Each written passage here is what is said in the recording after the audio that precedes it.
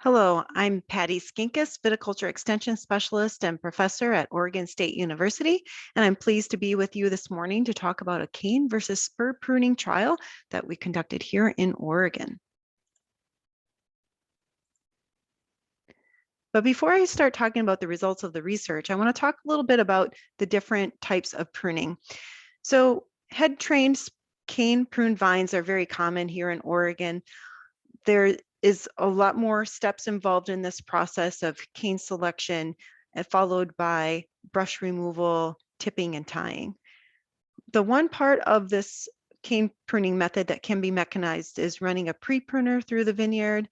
This can be done in different ways. Growers have basically used it to just remove that step of brush removal, but it requires planning to make sure you select your canes and tie them down ahead of time, or have pre-pruning only done on the very top of the VSP canopy.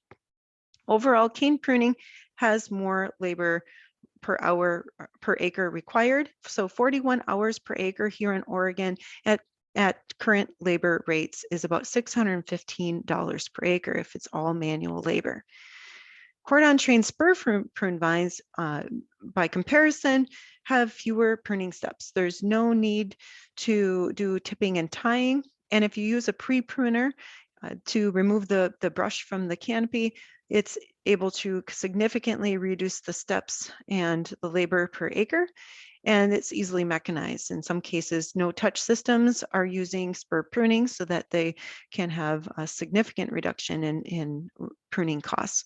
So for Oregon producers, they indicate that it's about 26 hours per acre and $390 per acre for cordon-trained spur prune vines.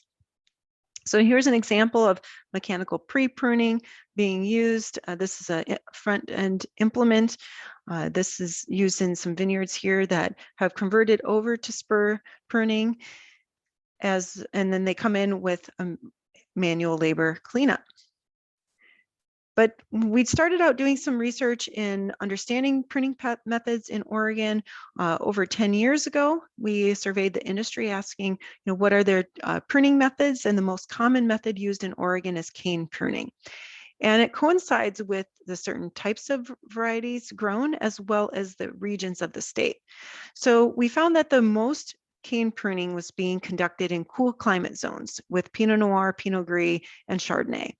And there was much more spur pruning occurring in warm climate regions where we have different varieties being grown. So Syrah, Cabernet Sauvignon, and Merlot. And then we have some transition zones that basically are between a warm and cool climate, mostly producing Pinot Noir, and it's split between the type of pruning they were doing. But by far the most common is cane pruning. And when we conducted the industry survey, we asked the growers why they were concerned about spur pruning. And the main concern was that they would have low yields. We have a relatively low yields to begin with in Oregon, and they were concerned about having even lower yields. They were concerned about the vines becoming overly vigorous and that there would be increased disease as a result of that, namely with botrytis and powdery mildew. There was also a concern that we'd have higher rust mite issues, which is a problem in some parts of our state, but decreased wine quality and fruit quality was also a concern, likely linked to the overly vigorous vines. And of course, there was a concern that if they went to spur pruning, that the wineries they sell to would not accept the fruit. Many were unsure of the production costs because they actually had not used spur pruning. So we followed up this industry survey with a vineyard case study and grower interviews. And basically these all dispelled these concerns in the original survey. And we found that in both cases, yields were able to be met. Vine balance was improved by spur pruning because they were able to use spur pruning to increase the bud number per linear foot of row, which is very difficult when doing cane pruning. There was no increased disease pressures, no increased mite pressures, at least observed in the years we had done the work in a vineyard case study. There was some concern about rust mites, but we believe that has, from the grower interviews, but we believe that has a lot to do with hearsay because they're microscopic and most growers are not actively looking for rust mites. There was no impact on fruit quality. And in many cases, if it was an estate vineyard and winery, they accepted the fruit because they were deliberately going in and spur pruning because it helped reduce production costs and increase wine quality. So we see that what was reality when people actually tried spur pruning was not resulting in the fears voiced in the industry survey. But specifically, we were interested in one of the comments that came up repeatedly about low yields, and specifically with a lack of fruitfulness in basal buds. So 35% of respondents to our survey said that there was no floral initials or fruitfulness in these basal buds. And we know that the buds during pruning already have in them pre-formed clusters that will be the fruit for this coming growing season. So in fruitful varieties that have low fruitfulness in basal buds, there's no fruit, there's no inflorescences or very few number in these basal buds here, and that the majority are in these top parts of the cane when the buds would have developed in more suitable conditions during summer. So the concern is that if we go in and just cut off all of our fruitful buds, all we'll have left are vegetative buds and very little fruit will remain if we use spur pruning. So that's a valid concern. But we wanted to address that a bit more by looking more specifically at that question, are the buds really fruitful or not? And also looking at how people do spur pruning. So here's an example of a single spur on a cordon trained vine. And we have this non-count bud here. It's teeny tiny little bud. You can barely see it. There's your first count bud and your second count bud. This would be considered a 2-bud spur. This is what most of our growers here in Oregon, if they are spur pruning, are going to be pruning back to. So our questions were, are these basal buds fruitful? Does the spur pruning lead to lower yields overall? And is there lower quality? So we did this through a two-pronged approach, first looking at a vineyard case study, and then second looking at a replicated trial. The first study we did with the vineyard case study, here's a glimpse at some of the results, looking straight away at a spur at the end of the growing season, right before harvest. We see that this basal bud right here grew out a beautiful shoot and has some really nice clusters. And this is after the grower had done cluster thinning down to 1 cluster per shoot. So we see that it is possible to have fruitful basal buds. So first I want to share with you some of the results of a vineyard case study we did with a commercial grower who had designed his own vineyard trial, pretty large blocks because they were making wines out of it. And he was really interested to see whether he should be leaving longer spurs. And we're talking 1 or 2 bud spurs. This was done in the Dundee Hills AVA in a premier quality vineyard. It is at high density, so 1.33 meters by 1 meter spacing. And they had very specific criteria in management, very detail-oriented management, one of the most beautifully managed vineyards I've ever seen. Shoot density was controlled to 10 shoots per vine, 1 cluster per shoot. Cluster thinning was done at leg face. But he left different pruning spur or lengths of spur. So 1 bud spur, a 1-2-1-2 bud spur on the vines down the vineyard row, and then a 2 bud spur. And he compared these to cane prune vines. And this was done it was replicated, but only 2 blocks per each treatment. It was relatively randomized, and we compared it to cane prune vines that were right at the perimeter in a different block, same clone and rootstock. And here's an example of these spur prune vines in this vineyard. So it had been spur pruned in this way for a number of years before we came and helped him collect some data on the trial. Beautifully managed, good shoot positioning, good leaf pulling, in addition to spur and cane pruning.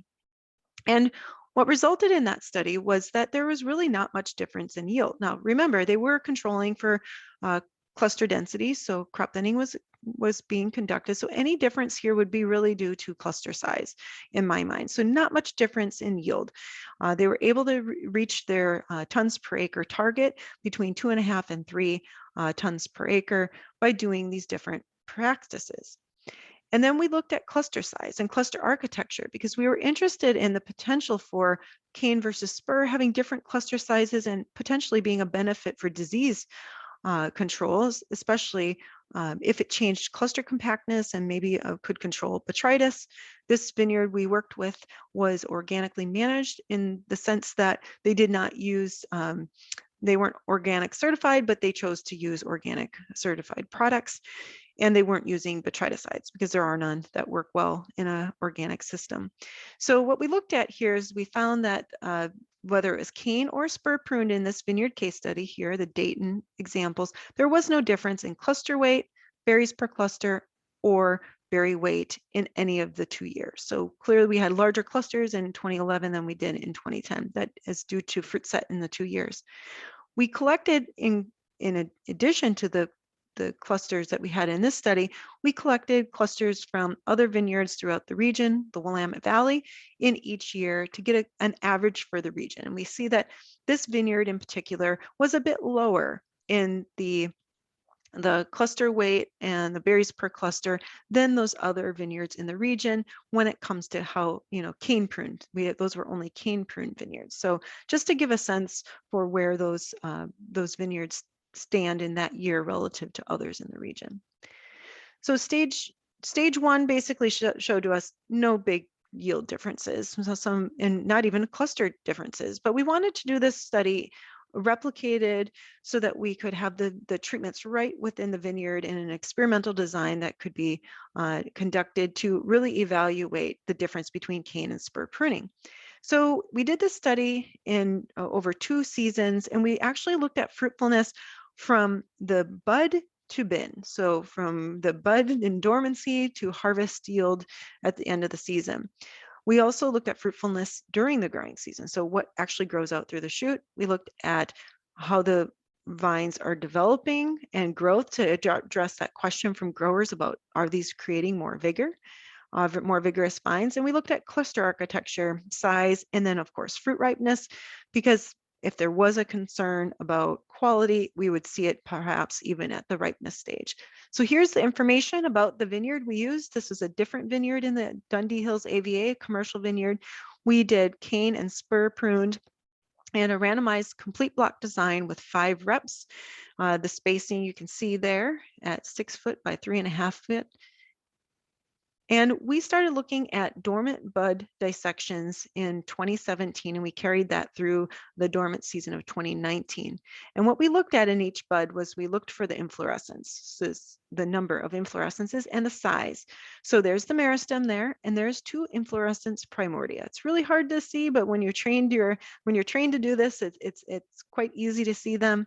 We would count them per primary and secondary buds, and we would get a measure of size. I'm not going to talk about all the data today because it's quite a lot. I'm going to talk about the high points and kind of the takeaway messages from this research. But we looked at starting from the bud, and at each node, we looked at fruitfulness. Then we carried it through to what actually grew for inflorescences. So we have 2 inflorescences here, actually almost 3 on this one. We counted those in spring. We looked at shoot growth rates. We measured flowering and fruit set. We looked at yield, cluster architecture, etc. And so some of the results. We found that whether you spur or cane prune, there really is no difference in primary bud fruitfulness of the buds that remain. So what we did was we looked at canes, the whole length from node 1 through 12. And then on spurs, we looked at nodes 1 through 5. We know nobody would leave 5 nodes, but we wanted to at least see what is the fruitfulness for 5 nodes length on each of those canes.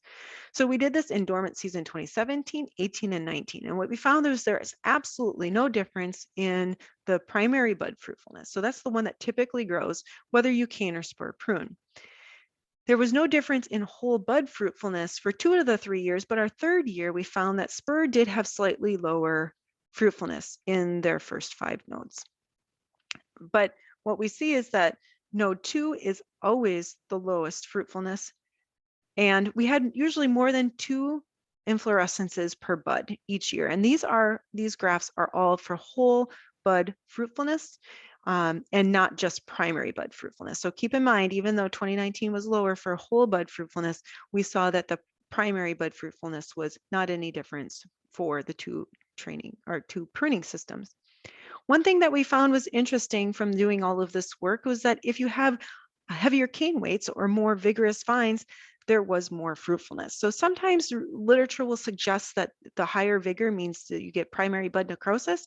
We did not see this in our region and not with Pinot Noir. And we looked at a number of different studies in fruitfulness, not just pruning, and we saw this to be true. So if you increase your yield, or excuse me, cane weight, there's an increase in fruitfulness. And we can actually see here in 2019, coming out of the 2018 season, we had lower fruitfulness, but also lower dormant pruning weights, suggesting that the growing season prior is impacting our fruitfulness, which makes sense from a vine physiological standpoint. But basically, the more vigorous the vine was, the more fruitfulness we had. We did not see any difference in how the vines developed phenology throughout the growing season, so no difference in timing of bud break, bloom, or veraison. We did not see any difference in growth rates of shoots, except for cane did have higher shoot growth or more shoot growth by bloom in season 1 only, and they were different by about 20 to 30 centimeters. This is what the canopies looked like by veraison. So this is in August, cane pruned on the left, spur pruned on the right.